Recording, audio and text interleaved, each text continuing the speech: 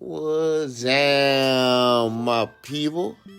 You're now tuned in to Me TV. Now, we gonna bring you all the stories about the stories that we need to bring you stories about. You feel me? So, that's what we gonna do. Some stories might be good, some stories might be tragic, but hey man, that's how these stories go. I don't make it up. Now we getting into it. You feel me? So look man, bang the like button. Bang that subscribe button. You see them on the screen. Yeah, them right there. Hit the like and subscribe, man. Hit that right there. Now we about to get started with our story. What's up, my people? You already know I'm back with another one. You already know. I appreciate it if you joining in for the first time, and I appreciate it if you came back, man. I appreciate the love. For those of y'all who already been here, like and share if you care, man. And for those of y'all who are new to the channel, show me some love and give me that sub, man. And let me know in the comments where y'all listening from, where y'all watching from, man. But today we got a sad story. Now I want to say my rest in peace and condolences and much respect to the family, that's going through this hard, tough situation, because it was very, very crazy. But to say the least, we're in the city of Kenner, Louisiana. Now Kenner is like a outlet, a sub outlet, however you want to call it, to New Orleans, Louisiana. And as you can see in the picture, we have the guy by the name of Michael McClinton Sr. Michael McClinton Sr. Now, Michael McClinton Sr. was a 41-year-old father of three living in a subdivision of Louisiana, New Orleans, Louisiana, we call Kenner. You feel me? Some people say it's not part of Louisiana, but that's just a whole different part. Let me say a part of New Orleans, but that's just a whole different story. Now, you would never think that one phone call will change your life forever. It's more like the movie off of Crash. If y'all ever seen the movie Crash, where one little situation and one little incident lead up to a whole bunch of different things that happened only because of this situation, all because of one phone call that two young guys wanted to transact some marijuana, substances, whatever it might want to be, and their life actually changed forever. This caused a sequence of horrible events that still will be affecting individuals 5, 10, even 20 years later. But I want you to watch this news clip, and I'll be back with more for you. Now to this story. Case closed. Kenner police say they've made an arrest in the killing of a teenager. It all came to a head last night during a SWAT roll. WDSU reporter Ariel Brumfield obtained surveillance video and has the very latest information on this investigation. Ariel. Well, Travers, Kenner police say this is just the beginning of cleaning up the neighborhood and tightening up on the crime that is around 42nd Street and Newport Place. Shots fired in the middle of the day. Wow, you never know who you have around you or what could be right across the way. WDSU obtained surveillance video that Kenner police say captures 19-year-old Jerome Crimmins opening fire on a car, killing 18-year-old Melvin McClinton Monday afternoon. In the video, you can see a silver car pulls up on 42nd Street. Crimmins approaches it, and seconds later, police say he fires shots into the back seat. He runs away, and the car speeds off. And I was like, kind of, shocked of what was that? And she said it just sounded like gunshots just going off.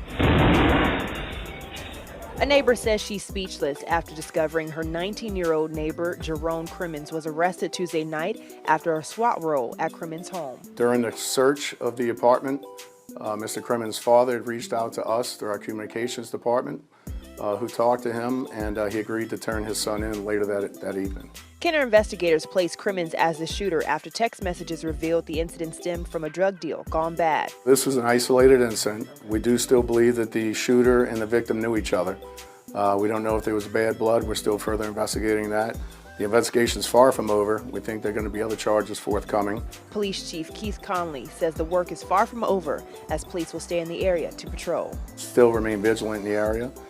We met with the city this morning with the code enforcement officials in the mayor's office, and we're going to start really cleaning that area up.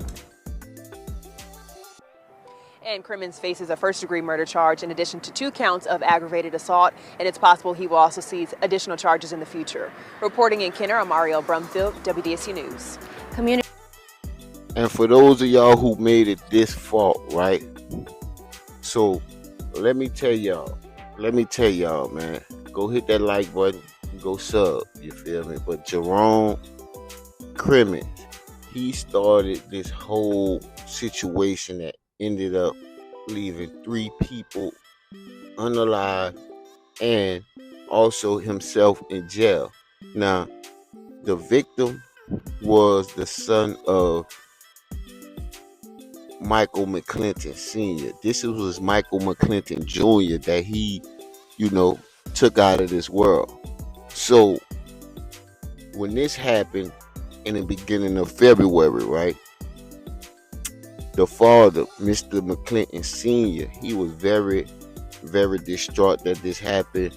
Obviously, this happened to his oldest son of 18 years old. He had another son, 16, and also a youngest son, 3 years old.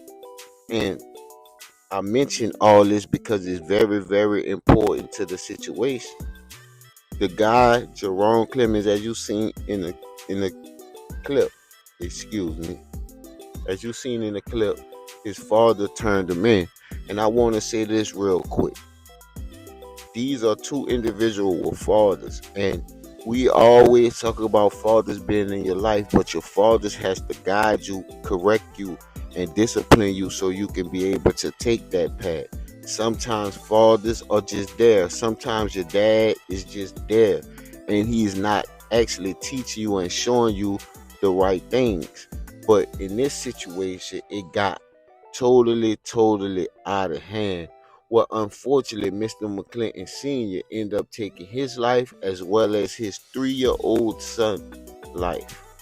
This is something that's very, how can I say? This is not easy to talk about, much less easy to go through. So only a couple weeks after his son, his 18-year-old son, his oldest son, his junior, was taken away from him. Not only did he take the life of his 3-year-old youngest son, but he also took his own life. I'll be showing y'all a news clip coming up that kind of details what happened and kind of details what kind of mind state that he was in for him to just, pull this off. And it says that it was some type of verbal dispute between the mother of this child and also Mr. McClinton Sr. And right before that, it was said that he was disciplining his child too hard, or, he probably been frustrated, whatever the situation may be. But I'm going to let y'all watch this news clip. Watch this clip, and I'll come back with more commentary. And I heard a pop, and I seen her run out the house. I didn't know what to do. Right? Tragic story tonight. A 3-year-old boy dead after police say he was shot by his own father. Moments later, the father turned the gun on himself. Good evening, and thank you for watching. I'm Katie Moore. And I'm Cherise Gibson. This fatal shooting took place in Kenner, and the family is now even deeper in grief after they recently buried another loved one.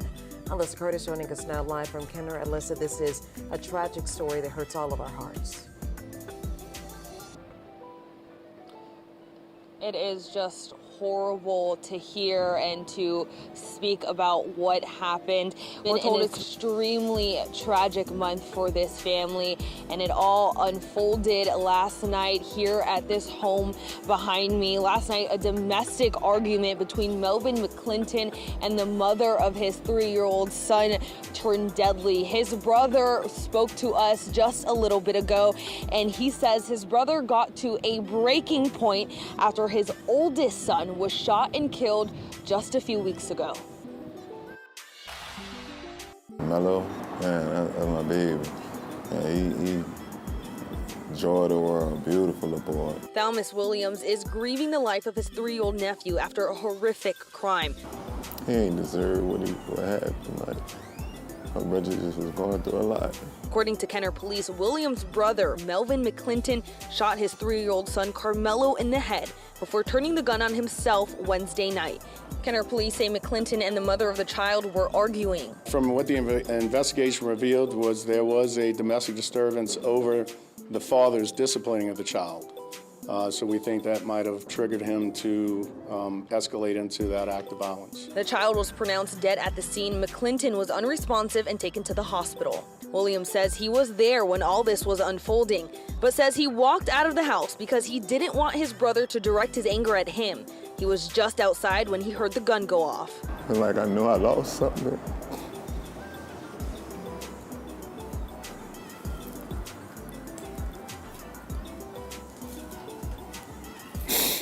Williams says Wednesday night's incident wasn't out of malice, but instead the breaking point of a man who just lost another son. McClinton's 18-year-old, also named Melvin McClinton, was shot and killed February 5th. Williams says his brother was not acting like himself Wednesday. He wasn't sleeping. He was like, every time my mama would tell him to lay down, he'd be like, all right, mama, all right, all right, all right. Like he wasn't himself. Like my brother is just the pressure of all the stuff and him losing his child. He lost his son and spitting the image of him, looked just like him. In the midst of this unimaginable tragedy, he wants everyone to know his brother loved his kids. My brother was sick. My brother was going through something. He ain't hurt his child. He didn't want to hurt his child.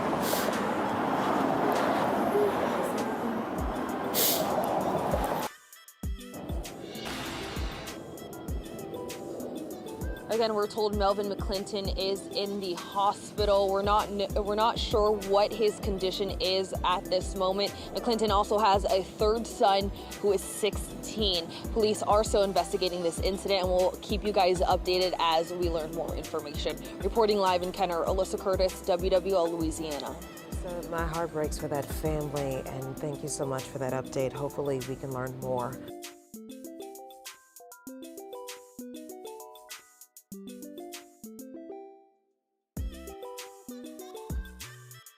So as you can see, the brother Thalmus right there talking, and you can see he was very broken up. He was very distraught. Not only did he lose 2 nephews, but he also lost a brother. And this is what I say, man. One phone call could change many, many different people's lives in a matter of an instance, a choice, a decision. And we feel like those small decisions don't equate to nothing big. But listen, who would thought something simple as a phone call for probably a routine transaction with these young kids would turn into 5 to 15 lives affected for the rest of their lives. Now, we got to understand, it's a 16-year-old son that Michael McClinton had, was his middle son. He's affected. The mother of the child, the 3-year-old, is affected. The mother of the 18-year-old is affected. The mother and the father of the actual guy who did this is affected. Mr. McClinton Sr. mother, Mr. McClinton Sr. father, aunts and aunties, and as well as the little kids. So it's many, many different people that it's a ripple effect. Like I said before, like the movie Crash, one little small move could cause a real trickle-down effect. You really never know how powerful these small decisions may equal out to be in the long run. That's why it's very important that we stay vigilant about the decisions and the choices that we make. it's very important that we make sound and quality decisions no matter what the situation may be. Even if you out there in the streets, everybody ain't a good customer, everybody ain't good people, you feel me?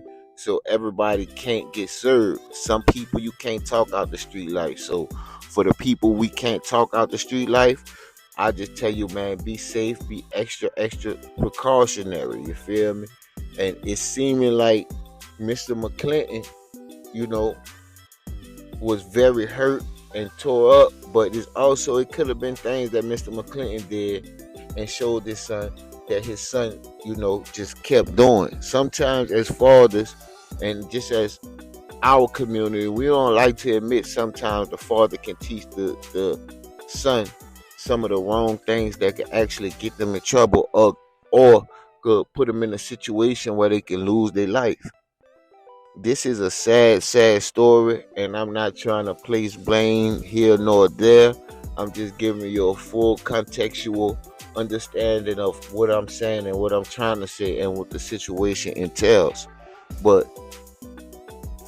nevertheless, this is a bad and tragic situation, man, and I hope I never have to see many more of these in my lifetime. But unfortunately, we live in a crazy world and we living in a crazy time.